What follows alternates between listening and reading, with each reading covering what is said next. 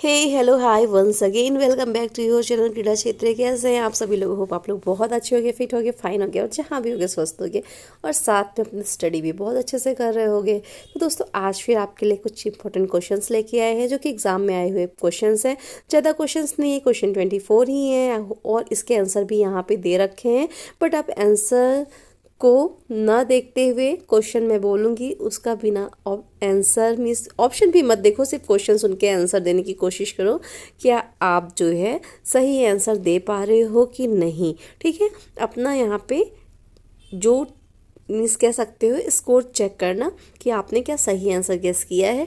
Okay, तो चलो start करते हैं बिना टाइम को वेस्ट किए हुए। क्वेश्चन नंबर फर्स्ट, जैसा कि आपको स्क्रीन में दिख रहा है कि हमारा जो बायां आलिंद होता है मीन्स जो हमारा लेफ्ट ऑरिकल होता है और जो हमारा लेफ्ट वेंट्रिकल होता है, इसके बीच में जो वॉल्व होता है उसका नाम क्या होता है। ठीक है, आपको बताना है इसका नाम क्या होता है। आपको कुछ समय देते हैं, ऑप्शन नहीं बताते हैं, डायरेक्ट आंसर आप अपना देना कि क्या नाम हो सकता है। जो हमारे लेफ्ट ऑरिकल और लेफ्ट वेंट्रिकल के बीच वॉल्व होता है उसका नाम क्या होगा?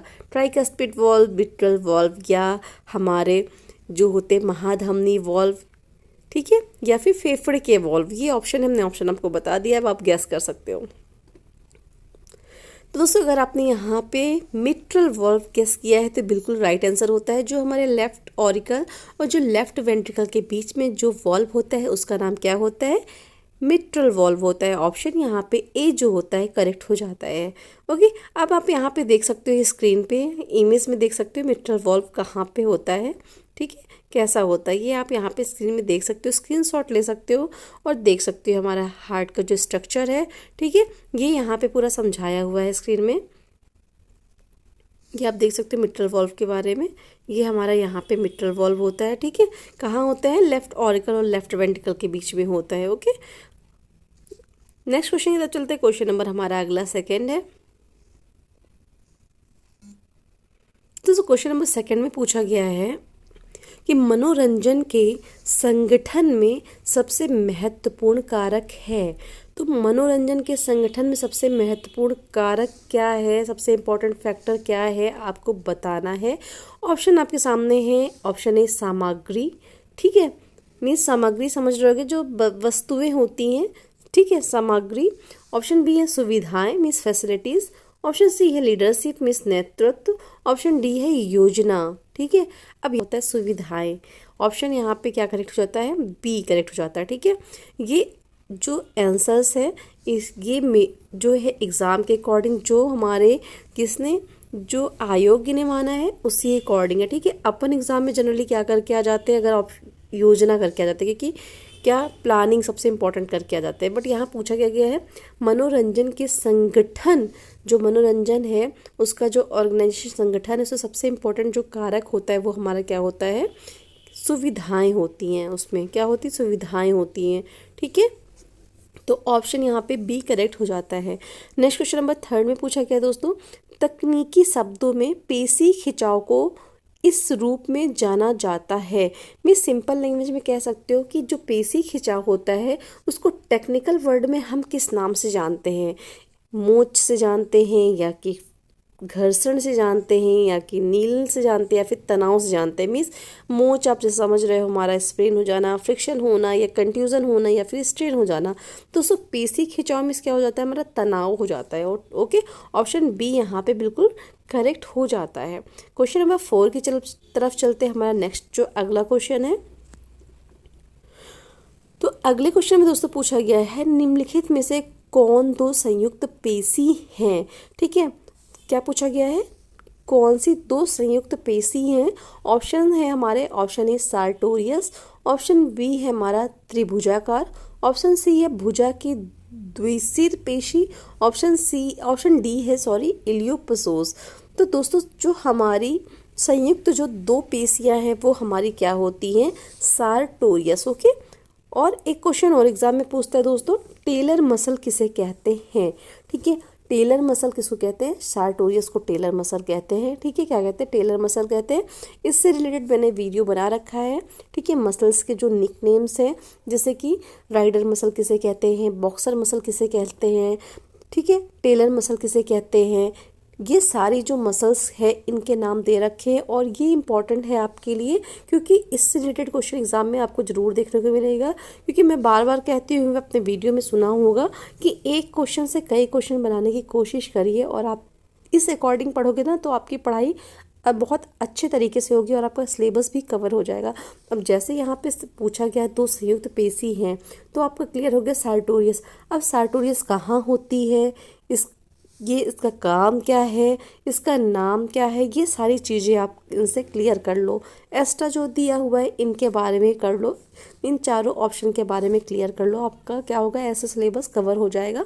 और क्वेश्चन ज़रूर बनाओ, एक क्वेश्चन से कई क्वेश्चन बनाओगे तो आपको क्या होगा, आपकी नॉलेज ज़्यादा गेन होगी, आपका सिलेबस जो है बहुत अच्छे से कवर हो जाएगा। ओके, क्वेश्चन नंबर 5 है हमारा कि 5 में पूछा गया निम्नलिखित में से कौन सी अवधारणा आधुनिक शारीरिक शिक्षा की वास्तविक प्रकृति को दर्शाती है। मीन्स कहने का जो सिंपल हमारा तरीका है वो क्या है, जो हमारी मॉडर्न फिजिकल एजुकेशन है वो जो है शिक्षा की जो वास्तविक प्रकृति है उसको कैसे दर्शाती, किस अवधारणा पर दर्शाती है। जो मॉडर्न हमारी फिजिकल एजुकेशन है, आधुनिक जो शारीरिक शिक्षा है, वो जो उसकी वास्तविक प्रकृति है वो कैसे दर्शाती है, आंदोलन के विज्ञान के रूप में, या फिर आंदोलन शिक्षा के रूप में, या फिर शारीरिक प्रशिक्षण के रूप में, या फिर एथलेटिक के रूप में। तो ऑप्शन देख के आपने फटाक से गेस कर लिया होगा कि शारीरिक प्रशिक्षण के रूप में जो हमारा आधुनिक शारीरिक शिक्षा की वास्तविक प्रकृति है, ये जो इसकी अवधारणा है शारीरिक प्रशिक्षण को दर्शाती है। ऑप्शन यहाँ पे सी राइट हो जाता है। ओके, चलते हैं अगले क्वेश्चन तरफ। क्वेश्चन नंबर हमारा नेक्स्ट है। तो दोस्तों अगले क्वेश्चन में हमारा पूछा गया है कौन सी अंतःस्रावी ग्रंथि परिपक्वता के बाद गायब हो जाती है और यह बहुत छोटे आकार में कम हो जाती है। मीन्स हमारी जो एक अंतःस्रावी जो ग्लैंड है, जैसे जैसे हम बढ़ते हैं या तो वो गायब हो जाती है या फिर बहुत ही छोटी सी हो जाती है। तो कौन सी ये ग्लैंड है, और ये क्वेश्चन कई बार एग्जाम में पूछा भी गया है दोस्तों, याद रखना। ठीक है, ऑप्शन आपके सामने है। Option A thymus gland, option B है थायराइड ग्लैंड, ऑप्शन सी है जननांग, ऑप्शन डी है पिट्यूटरी ग्लैंड। तो एक ऑप्शन यहाँ पे आप क्या करो, कट कर दो, ये कोई मतलब नहीं है इसका। ठीक है, अब यहाँ पे आपको इन तीन में गेस करना है क्या है। ठीक है, तो यहाँ पे जो राइट आंसर जैसा कि आपको दिख रहा है, थाइमस ग्लैंड जो होती है क्या होती है, ये हमारी जैसे जैसे हम बड़े होते जाते हैं, हमारी उम्र बढ़ती जाती है, तो ये गायब होती जाती है या फिर बहुत ही छोटे सूक्ष्म रूप से छोटे आकार की हो जाती है। तो कौन सी ग्लैंड है हमारी, थाइमस जो ग्लैंड है, थाइमस जो अंतःस्रावी ग्रंथि है, परिपक्वता के साथ ये गायब हो जाती है या फिर बहुत छोटे आकार में हो जाती है। ठीक है, कौन सी ग्लैंड, थाइमस ग्लैंड है। क्वेश्चन नंबर हमारा नेक्स्ट है, डायनमोमीटर का उपयोग मापने के लिए किया जाता है। किसका पूछा गया है, डायनमोमीटर का। तो किसके लिए यूज करते हैं दोस्तों, चपलता के लिए, या फिर फ्लेक्सिबिलिटी के लिए, या फिर स्पीड के लिए, या फिर स्ट्रेंथ के लिए, मीन्स शक्ति के लिए। तो दोस्तों डायनमोमीटर का जो यूज़ है वो हम लोग किसके लिए करते हैं, शक्ति के लिए करते हैं। ठीक है, अब यहाँ पे देखो डायनमोमीटर पूछा गया है। अब आप इससे रिलेटेड यहाँ पे क्वेश्चन कवर कर सकते हो, जैसे कि डायनमोमीटर है, फिर हमारा स्टेडियोमीटर आता है, स्फिग्नोमेनोमीटर आता है, फ्लेक्सोमीटर आता है, स्टेडियोमीटर आती है। ये सारी जो भी इससे रिलेटेड क्वेश्चन बनते हैं ना, आप पूरे क्वेश्चन को कवर कर सकते हो। इससे क्या होगा, आपका एक टॉपिक तैयार हो जाएगा। एक पेपर लो, वहाँ पे लिखो डायनमोमीटर का यूज किसके लिए होता है, स्टेडियोमीटर का किसके लिए होता है, ठीक है, स्टेथोस्कोप का किसके लिए होता है। इन जितने भी है ना, आप इनको एक पेपर में लिखो, उसको 2 से 4 बार रोज़ पढ़ो। ठीक है, आपके दिमाग में आराम से जो है क्या होगा, बैठ जाएगा, और आराम से क्वेश्चन जब भी आएगा आपको कोई कन्फ्यूज़न नहीं होगी, आराम से क्लियर कर लोगे। क्योंकि ये सारे क्वेश्चन थोड़े कन्फ्यूज़न वाले रहते हैं, तो इसको क्लियर होना बहुत ज़रूरी है। और ये ऐसे क्वेश्चन है जो कि बहुत ईजी होते हैं और आपके नंबर इसी में चले जाते हैं, क्योंकि आप इसको बहुत हल्के में लेते हो। तो ऐसे क्वेश्चनों को बहुत अच्छे से बार बार पढ़ के इसका क्या करना है, रिविज़न करके आपको मजबूत करना है, पढ़ना है कम, और अपना जो टास्क है, अपना जो सिलेबस है कवर करना है। ओके, तो डायनमोमीटर का यूज जो है हम लोग किसके लिए करते हैं, शक्ति के लिए। किसके लिए, शक्ति के लिए करते हैं, स्ट्रेंथ के लिए करते हैं। ओके, चलते हैं नेक्स्ट क्वेश्चन की तरफ। क्वेश्चन में पूछा गया दोस्तों, शरीर की सबसे लंबी पेशी है, ठीक है, जो हमारी बॉडी की सबसे लंबी जो मसल है, सबसे लंबी जो पेशी है वो कौन सी है। तो इसके बारे में आप सभी जानते होंगे। सबसे लंबी जो पेशी है हमारी बॉडी में वो हमारी है सार्टोरियस जो मसल होती है, ये सबसे लंबी होती है। ओके, क्वेश्चन नंबर हमारा नेक्स्ट है, टक्कर हेरफेर का दूसरा नाम है। अब टक्कर हेरफेर का दूसरा नाम क्या है बताना है आपको। तो इसको हम लोग टेपोटमेंट कहते हैं। क्या कहते हैं? टेपोटमेंट कहते हैं। देखो कितना टफ था ना, टक्कर हेरफेर से हम लोग नहीं समझ पाते हैं, बट टक्कर हेरफेर का जो नाम है वो टेपोटमेंट है, जिसके बारे में हम लोगों ने पढ़ा है, जानते हैं हम लोगों ने मसाज वाले पार्ट में। ठीक है, टेपोटमेंट क्या है, ठीक है, टक्कर हेरफेर का दूसरा नाम क्या है, टेपोटमेंट है। ये अच्छा क्वेश्चन है, इसको नोट कर लेना। ओके, क्वेश्चन नंबर अगला है हमारा नेक्स्ट, क्वेश्चन नंबर 12 में पूछा गया है कि प्रभावी प्रशासन के लिए शारीरिक शिक्षा शिक्षक के पास होना चाहिए। मीन्स जो हमारा प्रशासन है उसको प्रभावी बनाने के लिए एक शारीरिक शिक्षा का जो मीन्स फिजिकल एजुकेशन का जो ट्रेनर है, जो शिक्षक है, उसके पास क्या होना चाहिए। तो ऑप्शन है आपके सामने, उच्च योग्यता मीन्स हाई जो उसकी एबिलिटी है, उच्च योग्यता होनी चाहिए उसमें, या फिर ऑप्शन बी है तकनीकी ज्ञान और कौशल होना चाहिए, या फिर अच्छा व्यक्तित्व होना चाहिए, या फिर शिक्षण क्षमता होनी चाहिए। क्या होना चाहिए आपको बताना है, आपके अकॉर्डिंग क्या यहाँ पे सही होगा। तो दोस्तों एक जो फिजिकल एजुकेशन का जो टीचर है उसको अपने प्रशासन को प्रभावी बनाने के लिए उसमें जो तकनीकी ज्ञान और जो कौशल है वो इम्पोर्टेंट होता है। यहाँ पे क्या, तकनीकी ज्ञान और कौशल, ऑप्शन बी यहाँ पे राइट हो जाता है। क्वेश्चन नंबर 13 में पूछा गया है, भारतीयम को बढ़ावा देने के लिए आयोजित किया गया था। तो भारतीयम को बढ़ावा देने के लिए क्या आयोजित किया गया था दोस्तों, फ्री हैंड एक्सरसाइज, या फिर देसी खेल, या फिर जो है हमारी लयबद्ध गतिविधियां थी, या फिर दंड और बैठक था। तो हमेशा याद रखना जो भारतीयम था, भारतीयम को बढ़ावा देने के लिए हम लोगों ने क्या, लयबद्ध गतिविधियां जो होती हैं इनको लयबद्ध तरीके से आयोजित किया गया था। मीन्स यहाँ पे जो राइट आंसर होता है लयबद्ध गतिविधियां जो होती हैं, राइट आंसर यहाँ पे हो जाता है। ठीक है, भारतीयों को बढ़ावा देने के लिए लयबद्ध गतिविधियां आयोजित की गई थी। मीन्स जो रिदमिक एक्टिविटीज़ हैं उनको आयोजित किया गया था। क्वेश्चन नंबर नेक्स्ट है हमारा, सभी प्रतिवर्त क्रियाएं किसके द्वारा नियंत्रित होती हैं। तो जो सभी जो हमारी प्रतिवर्त क्रियाएं होती हैं वो किसके द्वारा नियंत्रित होती हैं, ये क्वेश्चन हमारा आया हुआ है। ठीक है, एग्जाम में टीजीटी या पीजीटी किसी एग्जाम में आया हुआ है। तो जो हमारी प्रतिवर्त क्रियाएं होती हैं ये हमारी रीढ़ की हड्डी द्वारा नियंत्रित होती है। किसकी, रीढ़ की हड्डी के द्वारा नियंत्रित की जाती हैं या फिर होती है। क्वेश्चन नंबर नेक्स्ट है, किसने कहा है मनोरंजन गति का नहीं बल्कि भावनाओं का विषय है। तो ये डेफिनेशन बताना है कि किसने कहा है इसके बारे में कि जो मनोरंजन है वो गति का नहीं बल्कि हमारे क्या, इमोशंस, भावनाओं का विषय है। तो ये हमारे कहने वाले कौन है, रमणी हैं। ऑप्शन यहाँ पे जो राइट हो जाता है ऑप्शन डी यहाँ पे करेक्ट हो जाता है। ओके, नेक्स्ट क्वेश्चन की तरफ चलते हैं। क्वेश्चन नंबर हमारा अगला है, तो क्वेश्चन नंबर हमारा नेक्स्ट 16 में पूछा गया है दोस्तों कि सिगमंड फ्रायड को पिता के रूप में जाना जाता है।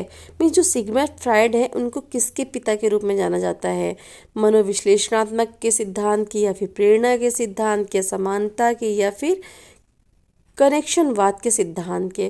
तो ये क्वेश्चन बहुत बार हमने सॉल्व किया है, बताया हुआ भी है, और एग्जाम में जनरली ये क्वेश्चन पूछा ही जाता है। जो सिगमंड फ्रायड है वो साइको एनालिटिक मीन्स मनोविश्लेषण के सिद्धांत के पितामह कहलाते हैं। ऑप्शन यहाँ पे डी करेक्ट हो जाता है। ओके, क्वेश्चन नंबर 17 में पूछा गया है, मानव शरीर में कितनी प्रमुख लाल ग्रंथियाँ होती हैं। तो मानव शरीर में कितनी प्रमुख लाल ग्रंथियाँ होती दोस्तों, तो लाल ग्रंथियाँ जो होती है मानव शरीर में, तो हम लोगों ने तो पढ़ा 3 जोड़ी होती है, 6 होती हैं। ऑप्शन में 8 दिया है, तो 8 तो नहीं है, 6 होती है। ठीक है, कितनी होती है, 6 होती हैं। तो यहाँ पे राइट आंसर मेरे अकॉर्डिंग ऑप्शन बी है, बट यहाँ पे उत्तर में आंसर में जो दिया है 8 दिया हुआ है, तो इसको क्लियर कर लेना। ठीक है, रॉन्ग मत करना, मुझे भी क्लियर कर देना कमेंट सेक्शन में जाके, जिसको भी इसका करेक्ट आंसर पता होगा बता देना, क्योंकि मेरे अकॉर्डिंग ऑप्शन बी यहाँ पे करेक्ट होगा। ओके, नेक्स्ट क्वेश्चन तरफ चलते। क्वेश्चन नंबर 18 में पूछा गया है जो हमारा है अगला क्वेश्चन, तो अगले क्वेश्चन में पूछा गया हार्वर्ड स्टेप टेस्ट मापने के लिए एक परीक्षण है। तो किस लिए हम लोग हार्वर्ड स्टेप टेस्ट करते हैं, क्या मेजर करते हैं, आपको बताना है। तो हार्वर्ड स्टेप टेस्ट में दोस्तों हम लोग क्या मेजर करते हैं, पैर की ताकत या फिर चपलता या फिर गति की गति या फिर हृदय की मजबूती। तो हार्वर्ड स्टेप टेस्ट में हम लोग क्या करते हैं, हृदय की मजबूती के बारे में जानते हैं। ऑप्शन यहाँ पे डी राइट हो जाता है। और ये हार्वर्ड स्टेप टेस्ट हमारा किसके लिए है, हृदय की मजबूती के लिए है। किसके लिए, हृदय की मजबूती के लिए है। अब इससे रिलेटेड जितने भी क्वेश्चन, जितने भी टेस्ट से बनते हैं, इनके बारे में भी डिस्कस पढ़ लेना, क्योंकि मैंने कहा नहीं एक क्वेश्चन से कई सारे क्वेश्चन बनाना, इससे सिलेबस भी कवर हो जाएगा, आपकी पढ़ाई भी बहुत अच्छे तरीके से हो जाएगी। अगला क्वेश्चन है 50वें परसेंटाइल के रूप में भी जाना जाता है। तो क्या जाना जाता है, 50वें परसेंटाइल के रूप में मीन को जाना जाता है। किसको जाना जाता है, मीन को जाना जाता है। ऑप्शन यहाँ पे जो करेक्ट हो जाता है, ऑप्शन सी यहाँ पे राइट हो जाता है। क्वेश्चन नंबर नेक्स्ट है हमारा 19। तो 19 में पूछा गया है हृदय द्वारा एक धड़कन में पंप किए गए रक्त की मात्रा कहलाती है। मीन्स हृदय द्वारा धड़कन में पंप किए गए रक्त की मात्रा कहलाती है। क्या कहलाती है, ज्वार की मात्रा, रक्त की मात्रा, आघात की मात्रा या अवशिष्ट की मात्रा। तो दोस्तों हृदय द्वारा एक धड़कन में पंप किए गए रक्त की मात्रा क्या कहलाती है, आघात की मात्रा कहलाती है। ऑप्शन यहाँ पे सी जो होता है राइट हो जाता है। क्वेश्चन 21 है सिविल शिल्प में शामिल है। तो दोस्तों सिविल शिल्प में क्या शामिल है, यांत्रिक कौशल, मानसिक कौशल, मोटर कौशल या नस्लीय कौशल। तो सिविल शिल्प में हमारा मानसिक कौशल शामिल होता है। राइट आंसर ऑप्शन बी हो जाता है। क्वेश्चन नंबर 22 में पूछा गया है, क्या पूछा गया देखते हैं हम लोग। तो 22 में पूछा गया शीर्ष स्पिन कारण है। तो शीर्ष स्पिन किसका कारण है, उच्च पलटाव का, बाई और पलटे का, दाईं ओर पलटने का या फिर लोअर रिबाउंड का। तो इस शीर्ष स्पिन जो होता है वो हमारे लोअर रिबाउंड का क्या होता है, कारण होता है। ऑप्शन यहाँ पे डी राइट हो जाता है। किसका, लोअर रिबाउंड का क्या होता है, शीर्ष स्पिन जो होता है लोअर रिबाउंड का कारण होता है।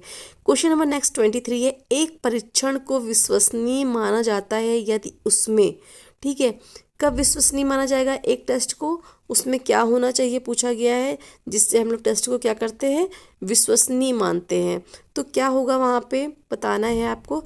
दोस्तों वहाँ पे हमारा क्या होता है, संगतता होनी चाहिए, जिससे हम लोग क्या करते हैं, टेस्ट को विश्वसनीय मानते हैं। ठीक है, ऑप्शन यहाँ पे ए राइट हो जाता है। क्वेश्चन नंबर 24 है और आदि का आविष्कार करने के लिए जाने वाले पहले व्यक्ति थे। तो जो शरीर वर्गीकरण का आविष्कार, जैसे आपको पता है ना बॉडी क्लासिफिकेशन सबसे पहले किसने किया, सिंपल लैंग्वेज में पूछा गया कि बॉडी क्लासिफिकेशन सबसे पहले किसने किया, हिप्पोक्रेट्स ने, क्रेशमर ने या हॉल ने या फिर शेल्डन ने। तो शरीर वर्गीकरण प्रणाली का आविष्कार करने के लिए सबसे जो पहले व्यक्ति हैं वो हमारे कौन है, शेल्डन है। ऑप्शन यहाँ पे डी जो होता है राइट हो जाता है। क्या राइट हो जाता है, क्या, शेल्डन। तो नेक्स्ट क्वेश्चन आज का ये लास्ट क्वेश्चन है 25 क्वेश्चन। इसमें पूछा गया है प्रबंधन क्षेत्र में प्रयुक्त संक्षिप्त शब्द पोस्ट कॉर्ब में आर का अर्थ है। This is the most important word. इससे रिलेटेड क्वेश्चन जनरली बनता है और ये बहुत इंपॉर्टेंट टॉपिक भी है, इसके बारे में पढ़ना। इसके पूरे जो वर्ड है ना, इनका फुल फॉर्म क्या है, इसके बारे में पढ़ना। ऐसे ही पूछ लेता, जैसे यहाँ पे आर पूछा हुआ है, कभी पी का पूछता है, कभी ओ का, कभी एस का। तो आर का जो शब्द होता है वो हमारा क्या होता है, पोस्ट कार्ब में जो आर का शब्द है वो क्या है, प्रतिक्रिया, जवाब, प्रतिनिधित्व या फिर रिपोर्टिंग। तो आइए देखते हैं इसके जो शब्द का अर्थ है वो क्या है, पढ़ते हैं इसके बारे में। पूरे जो POSTCURB है इसका अर्थ क्या है ये जानते हैं। मीन्स कह सकते हो एडिशनल इन्फॉर्मेशन है, इसलिए लास्ट में क्वेश्चन डाला है, इंपॉर्टेंट है। तो प्रबंधन का जो पोस्ट कॉर्ब शब्द है वो किसने दिया है, this is the most important, याद कर लेना, लूथर गुलिक ने दिया है, क्योंकि ये क्वेश्चन भी आता है पोस्ट कॉर्ब किसने दिया है। तो जो पोस्ट कॉर्ब वर्ड है ये हमारे लूथर गुलिक ने दिया है। किसने दिया है, लूथर गुलिक के द्वारा दिया गया है। और पोस्ट कॉर्ब का अर्थ जो होता है योजना, नियोजन, स्टाफिंग, निर्देशन, समन्वय, रिपोर्टिंग और बजट बनाना होता है। ये पूरा अर्थ होता है POSTCORB का। ठीक है, मीन्स प्लानिंग होता है, ऑर्गेनाइजेशन होता है, स्टाफिंग होता है, ठीक है, निर्देशन डायरेक्शन देना होता है, कोऑर्डिनेशन होता है ओरिएंटेशन होता है, रिपोर्टिंग होता है। तो आर का जो शब्द था यहाँ पे हमारा क्या हो जाता है, रिपोर्टिंग हो जाता है। आर मीन्स जो आर का पूछा गया था ना, आर क्या है, तो आर का जो अर्थ होता है वो हमारा क्या हो जाता है, रिपोर्टिंग हो जाता है। ठीक है, यहाँ पे ये हमारा राइट आंसर हो जाता है 4 रिपोर्टिंग। ओके, तो आपने देख लिया पोस्ट कॉर्प का अर्थ क्या होता है। ठीक है, और ये हमारे किसने दिया है, लूथर गुलिक ने दिया है। ठीक है, पोस्ट कॉर्प प्रबंधन में लोग क्या करते हैं, प्रशासन के क्षेत्र में व्यापक रूप से उपयोग किया जाने वाला एक संक्षिप्त शब्द है जो संगठनात्मक सिद्धांत के क्लासिक दृष्टिकोण को दर्शाता है। यह लूथर गुलिक ने 1937 में एक पत्र में सबसे प्रमुखता से दिखाई दिया था, स्वयं को लिंडल उर्विक द्वारा संपादित एक समुच्चय में। हालांकि उन्होंने पहली बार 1935 में इस अवधारणा को प्रस्तुत किया था। ठीक है, इंपॉर्टेंट क्या है आपके लिए, लूथर गुलिक ने दिया है, इसका अर्थ क्या होता है ये इंपॉर्टेंट है। और इसी के साथ दोस्तों ये जो वीडियो है यहीं पे कंप्लीट होता है। होप आपको क्वेश्चन अच्छे लगे होंगे। इंपॉर्टेंट याद कर लेना, पोस्ट कॉर्प लूथर गुलिक ने दिया है, पोस्ट कॉर्प का अर्थ क्या है, कब दिया गया है, याद कर लेना। और अगर वीडियो अच्छी लगी होगी तो प्लीज़ लाइक कर देना, शेयर कर देना, चैनल को सब्सक्राइब कर देना। अगर आपने नहीं किया है, पहली बार देख रहे हो तो चैनल को सब्सक्राइब कर लेना, क्योंकि फिजिकल एजुकेशन से रिलेटेड यहाँ पे इंपॉर्टेंट जो इन्फॉर्मेशन है कुछ न कुछ आपको मिलती ही रहेगी। ठीक है, और तो इसी के साथ मिलते हैं नेक्स्ट वीडियो में। तब तक के लिए आप सभी को नमस्कार, आपका दिन शुभ हो।